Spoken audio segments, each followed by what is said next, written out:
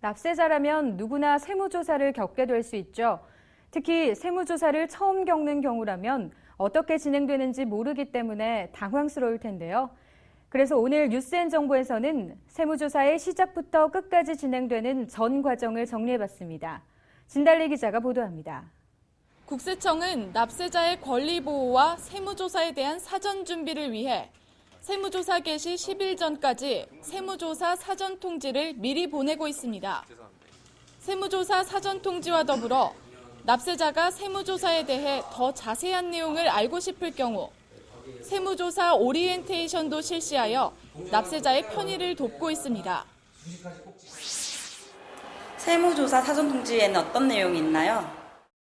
세무조사 사전 통지에는 조사 대상 세목과 과세기간, 조사기간과 조사 사유, 조사 제외 대상 등이 기재되어 있으므로 통지를 받더라도 당황하거나 불안해하지 마시고 사전 통지 내용을 차분히 확인하시면 됩니다.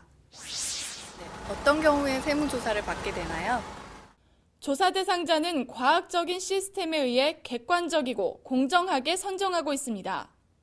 세무조사 대상자는 신고 내용의 적정성을 검증하기 위해 정기적으로 선정하거나 신고 내용에 탈루나 오류의 혐의가 있는 경우 선정하게 됩니다.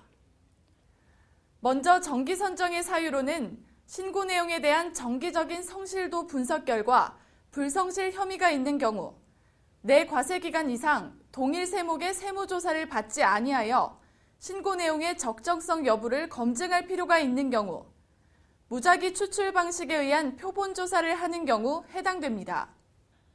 또한 신고나 세금계산서, 지급명세서의 작성, 교부, 제출 등을 이행하지 않거나 무자료 거래, 위장, 가공 거래 등 거래 내용이 사실과 다른 혐의가 있는 경우, 납세자에 대한 구체적인 탈세 제보가 있는 경우, 신고 내용의 탈루나 오류의 혐의를 인정할 만한 명백한 자료가 있는 경우 세무조사 대상자로 선정됩니다.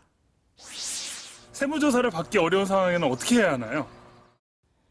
조사를 받기 어려운 경우에는 세무조사 사전 통지에 기재된 조사 개시 예정일 2일 전까지 신청서를 제출하면 조사 시기를 연기하거나 조사 장소를 변경할 수도 있습니다.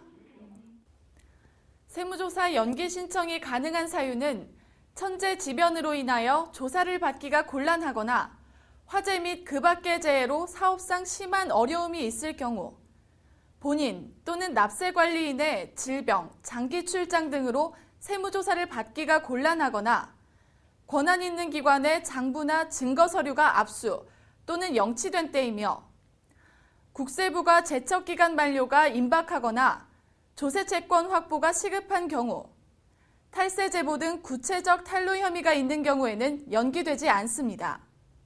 또한 작년 대비 올해 상시 근로자가 3% 이상 증가한 중소기업이거나 5% 이상 증가한 일반 기업에 해당되면 사전 통지를 받은 이후 세무조사 개시 전까지 신청서를 작성하여 제출하면 2014년 말까지 세무조사를 유예할 수 있습니다. 한편 세무조사가 시작되면 조사 공무원은 법령에 규정된 절차를 준수하며 납세자는 충분한 해명을 할 수 있습니다. 또한 필요 최소한의 범위 안에서 세무조사를 실시하며 조사기관은 최대한 단축해 세금 부과를 위한 무리한 조사는 하지 않습니다. 세무조사 과정에서 납세자의 권리는 어떻게 보호되나요? 납세자의 권리가 침해당한 경우 조사관서의 납세자 보호 담당관에게 권리 보호를 요청할 수 있습니다.